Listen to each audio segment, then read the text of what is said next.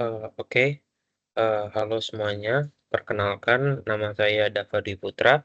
Pada kesempatan kali ini, izinkan saya untuk mempresentasikan hasil kerja saya, yaitu struktur organisasi pada perusahaan P&G atau Procter& Gamble. Di sini saya akan menampilkan dan menjelaskan struktur organisasi pada perusahaan P&G. Yang pertama itu ada presiden, presiden sebagai orang tertinggi pada perusahaan, dan di bawahnya itu ada CEO, CEO dari masing-masing bisnis unit. Nah, dari masing-masing CEO ini dia memiliki SVP atau Senior Vice President. Nah, dari Senior Vice President dia memiliki Vice President. And then dari Vice President dia memiliki beberapa Senior Director ke Director, dari Director ke Senior Manager, dari Senior Manager ke Manager atau Line Leader, uh, selanjutnya ke Team Leader ke Technician, dan yang terakhir ke Equipment Owner atau Operator. Jadi bagannya itu dari beberapa Equipment Owner atau Operator, dipimpin atau di-lead oleh technician, dan technician ini dia report ke Team Leader ke Manager, dari beberapa manager report ke Senior Manager, beberapa Senior Manager report ke Director, beberapa Director report ke Senior Director, beberapa Senior Director report ke Vice President, beberapa Vice President report ke Senior Vice President, dan beberapa Senior Vice President report ke CEO, dan uh, orang tertingginya adalah Presiden. Selanjutnya di sini saya akan menjelaskan tentang spesialisasi pekerjaan atau work specialization. Di PNC membagi tugas organisasi menjadi bagian-bagian kecil yang dapat dikelola secara efisien. Setiap karyawan memiliki peran dan tanggung jawab spesifik, memungkinkan mereka untuk fokus pada tugas tertentu dan meningkatkan produktivitas. Ada departmentalization, artinya perusahaan melakukan pengelompokan fungsi dan tugas yang terkait ke dalam departemen atau business unit. For the example, PNC memiliki 5 business unit sektor bisnis SBU yang masing-masing menangani kategori produk tertentu seperti baby care atau perawatan bayi dan keluarga, kecantikan, perawatan kesehatan, perawatan pribadi, serta perawatan kain dan rumah. Yang ketiga ada chain of command. PNG menerapkan garis wewenang yang jelas di tingkat manajemen atas hingga bawah, memastikan setiap karyawan mengetahui kepada siapa mereka harus melapor dan siapa yang memiliki wewenang untuk memberikan instruksi. Span of control, perusahaan menentukan jumlah bawahan yang dapat dikendalikan secara efektif oleh seorang manajer. Centralization and decentralization, artinya PNG menggabungkan pendekatan sentralisasi dan desentralisasi dalam pengambilan keputusan. Yang keenam ada formalization. PNJ memiliki tingkat formalisasi yang tinggi dalam struktur organisasinya dengan prosedur dan kebijakan yang terdokumentasi secara jelas.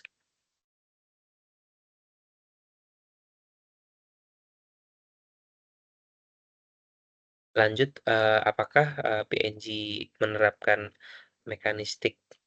Ya, PNG lebih mendekati organisasi mekanistik, meskipun terdapat beberapa unsur organisasi organik di dalamnya.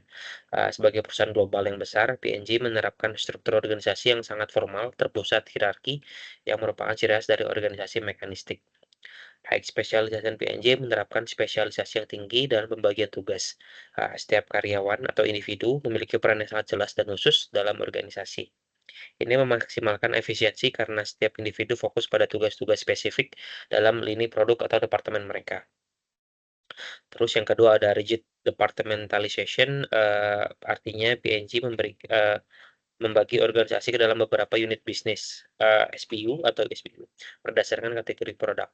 Departemen seperti kecantikan, perawatan pribadi, perawatan kesehatan, dan lainnya menunjukkan struktur yang didefinisikan dengan jelas. Yang ketiga ada clear chain of command. Artinya PNJ memiliki hierarki yang jelas dalam hal siapa melapor kepada siapa dan siapa memiliki wewenang dan atau atas keputusan tertentu. Selanjutnya ada narrow span of control. Artinya PNG dalam rentan kendali biasanya lebih sempit di tingkat atas atau manajer senior, memiliki sedikit bawahan langsung dan lebih luas di tingkat bawah. Selanjutnya ada centralization, artinya, PNG memiliki beberapa aspek desentralisasi dalam inovasi produk, dan operasi lokal, pengambilan keputusan strategis utama sangat tersentralisasi di tingkat eksekutif dan korporat. Yang terakhir ada formalization. PNG menerapkan tingkat formalisasi yang sangat tinggi, kebijakan prosedur, dan aturan operasi mereka sangat terdokumentasi dan didefinisikan dengan jelas.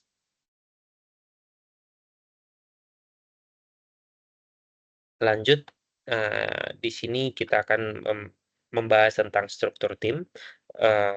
PNG membentuk tim lintas fungsi atau lintas departemen yang terdiri dari anggota dengan berbagai keahlian untuk mengerjakan suatu proyek atau tugas tertentu. Misalnya dalam pengembangan produk baru, tim ini mungkin mencakup ahli dari departemen penelitian atau R&D, pengembangan, pemasaran atau marketing, keuangan, finance, dan, operation atau produksi. Struktur tim semacam ini memungkinkan kolaborasi yang lebih erat dan efisiensi dalam mencapai tujuan bersama. Yang kedua ada struktur matriks atau matriks struktur. PNG menerapkan struktur matriks dengan menggabungkan fungsi dan produk dalam organisasi. Karyawan mungkin memiliki tanggung jawab ganda, melapor kepada manajer fungsional dan manajer produk atau proyek atau project manager. Hal ini memfasilitasi aliran informasi dan sumber daya antara berbagai departemen, meningkatkan fleksibilitas dan responsivitas terhadap perubahan pasar. Selanjutnya ada struktur proyek atau project structure. PNG membentuk struktur proyek berfokus pada pencapaian tujuan spesifik dalam jangka waktu tertentu. Tim project ini biasanya terdiri dari anggota yang dipilih berdasarkan keahlian mereka yang relevan dengan project tersebut. Setelah project selesai, tim dapat dibubarkan atau dialihkan ke project lain. Pendekatan ini memastikan perhatian dan sumber daya yang tepat dialokasikan untuk mencapai hasil yang diinginkan. Yang keempat ada organisasi tanpa batas atau boundaryless organization. PNG berusaha mengurangi batas-batas antar departemen dan fungsi untuk mendorong inovasi dan kolaborasi. Dengan meminimalkan hambatan birokrasi, informasi dan ide dapat mengalir lebih bebas di seluruh organisasi.